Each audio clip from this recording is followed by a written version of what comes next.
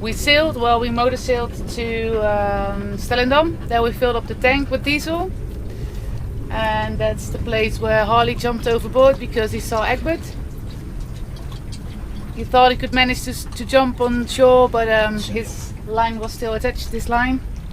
It wasn't long enough, so he dangled alongside the ship with 4 legs spread and just touching the water.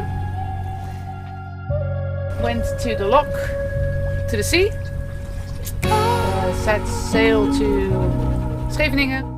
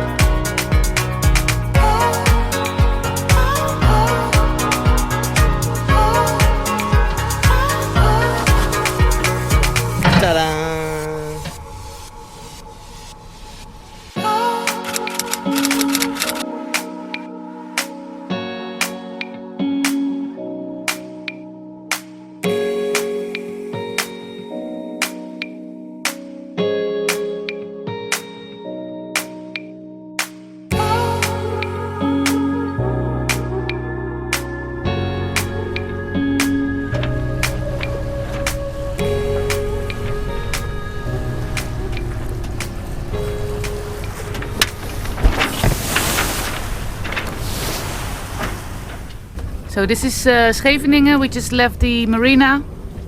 So we're very glad we have the sails up now and no motor. We have a speed over ground of 4.4 knots at the moment. We have a little bit of a current with us. We have a lot of big ships over here. Yesterday we had to go through a traffic lane. It was a bit scary, but we had to turn away for 2 big ships. All went well.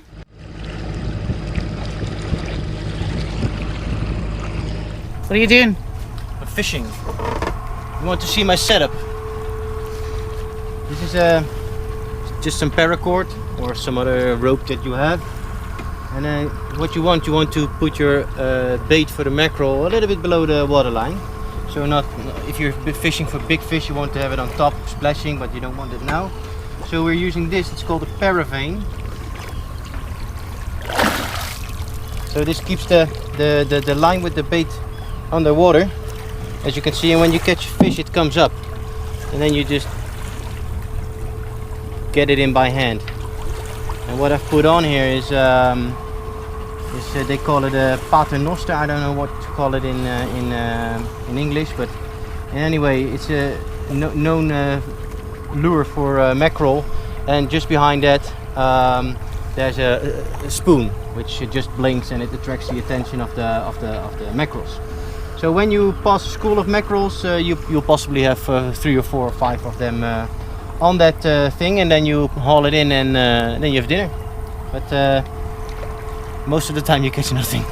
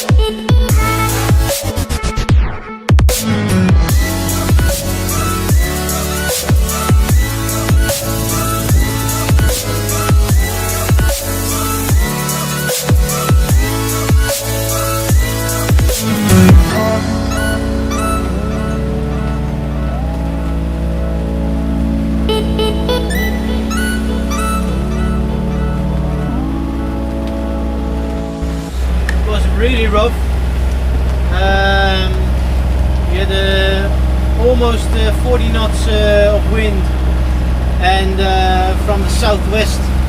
And in the North Sea, that's the worst wind you can have.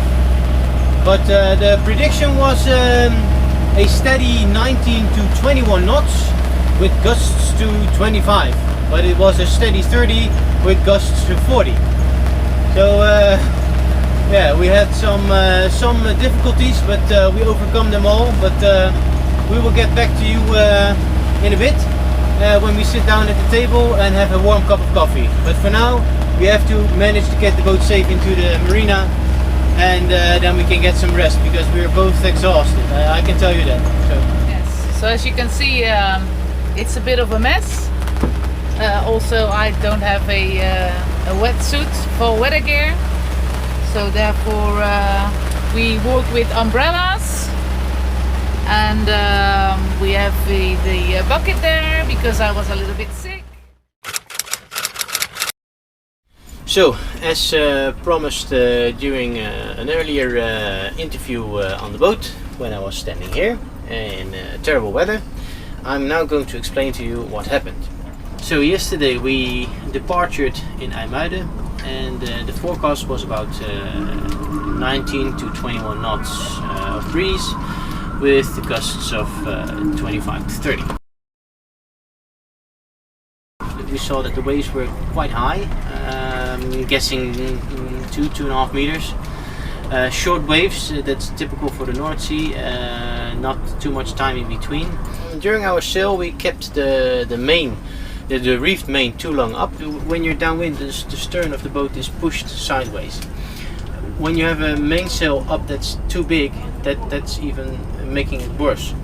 So we kept the mainsail up too long, and instead of lowering the mainsail, we wanted to reduce sail, but it was too difficult because the wind was blowing too hard and we couldn't get it down. So we reduced fronts, the Genoa. But that caused the boat to even more going sideways, which caused us some problems because the boat was no longer in control, and we were too late with reefing. Now, what we've done wrong is that we could have checked the weather better.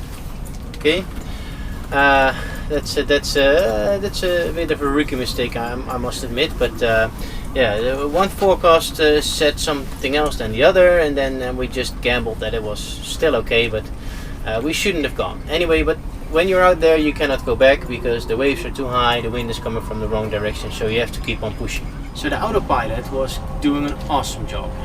You cannot beat an autopilot. It's this one is from BNG, and it's already, I think, 15 years old or something, but it's still working flawlessly. We were really happy that the autopilot was doing a good job, because if you have to hand steer yourself for such a long time in such conditions, that's really tiring. We were both really tired because when we eventually did need to drop the mainsail because it became too severe. Heavy rains, thunderstorms. We had 4 thunderstorms with lightning striking maybe 100 meters away, and it was really scary, but we managed to get through it, and next time we will watch the weather a bit better. So we learned from it. We also learned that if you departure in that conditions and you're going downwind, just use the head sail. That's more than enough, because we were doing more than 11 knots on occasion, and that's really too fast. And then if the boat is going down a wave, then you don't want to have the back of the boat, the stern, pushed to one side, because that makes it really hard for the rudder to keep up, and it's really stressing the boat a lot. So we don't want to do that again, but she brought us safely here, so thank you for that, Benito and wife, because Kim did an awesome job. Even though she was feeling really sick, when something needed to be done, she just got there, and without Kim this would not have been possible. I had to go to the foredeck to fix some things, jibing with the head sail, with the pole, and you need some extra eyes and hands to help you with that. If you're alone, if you're a solo sailor, then yeah, I think you need to be a very good sailor to or at least much better than we are, to cope with situations like this. And but for now we have learned really a lot from this trip, and next time we will do maybe 10 things different. But we saw some dolphins. During hauling in after Genoa, something snapped. We heard a loud pop. What actually happened was the halyard broke, and it broke on a point where the halyard is frictioning against some sort of a disc when you reel it in. Now, as you can see, this is quite a thick halyard, but it just chafed through, and then all of a sudden, when there's no longer enough strength, then it pops. So the halyard fell down into the mast, and I get it out, but how do you get a new one in?